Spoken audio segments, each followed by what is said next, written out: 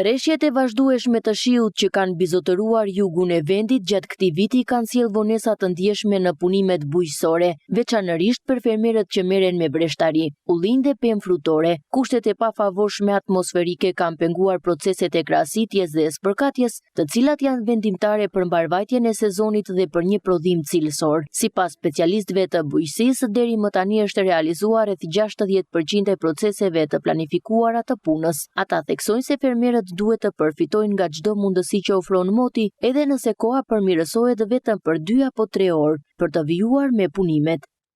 Ka penguar kryerjen e krahasitjes, që është dhe procesi më i rëndësishëm në këtë periudhë, por ka pasur edhe ditë të shkëputura që ky proces mund të mos pengohej, edhe nëse shikojmë një pjesë e fermerëve ka necur në kryerjen e këtij procesi, po një pjesë kuptohet që kanë pritur kushte më të mira, atëherë janë të vonuar dhe duhet, nëse po them që ky proces ka arritur diku tek 50, 60%, 70%, mund të ishte koha që të paktën vreshtat edhe pemë frutore mund të kishin përfunduar me krahasitjen dhe duhet të kryenin proceset që shoqërojnë atë, lidhje, largimi, degëve e tjera, ndërkohë që tani mund të është periudha që po të ishim në kushte normale, tani do filloni me krahasitjen e ullinjve, edhe pastaj me ato agrume që kanë ata amator ose të apasionuar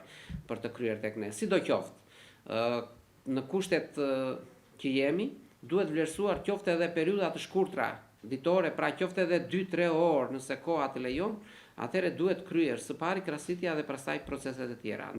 Një prej fermerëve të zonës së Lunxhërisë shprehet se moti i keq pritet të ndikojë negativisht në prodhim, duke qenë se ndërhyrjet në kohën e dur janë thelbësore për zhvillimin e kulturave. Megjithatë, ai thekson se fermerët po përpiqen të shfrytëzojnë çdo hapësirë kohore me mod të qëndrueshëm për të kryer punimet e nevojshme, edhe nëse bëhet fjalë vetëm për disa orë pa rreshje.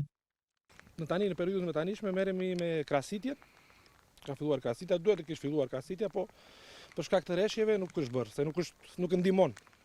Tani kemi filluar, po si e shikoni edhe sot, filluam dje, sot është përsëri koha me shi.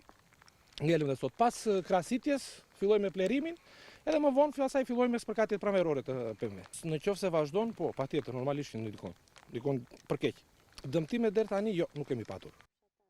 Ekspertët paralajmërojnë se nëse kushtet e paqëndrueshme vijojnë, mund të ketë pasoja të drejtpërdrejta në rendimentin dhe cilësinë e prodhimit bujqësor këtë sezon.